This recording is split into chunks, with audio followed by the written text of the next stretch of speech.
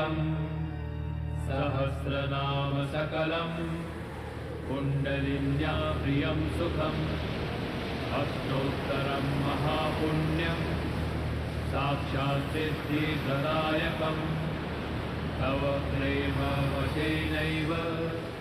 कथयामि शृणुष्व तत् विना यजनयोगेन विना ध्यानेन यत्फलं तत्फलं लभते सद्यो विद्याया सुकृपा भवेत् या विद्या भुवनेशानि त्रैलोक्य परिपूजिता सा देवी कुण्डली माता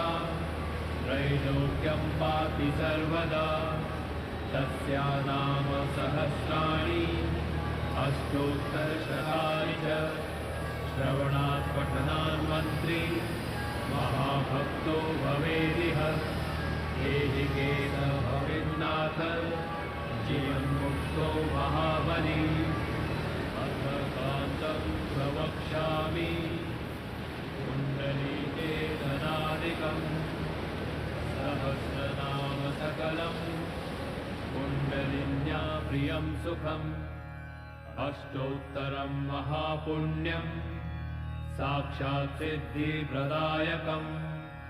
तव प्रेम वशेनैव कथयामि शृणुष्व तत् विना यजनयोगेन विना ध्यानेन यत्फलम्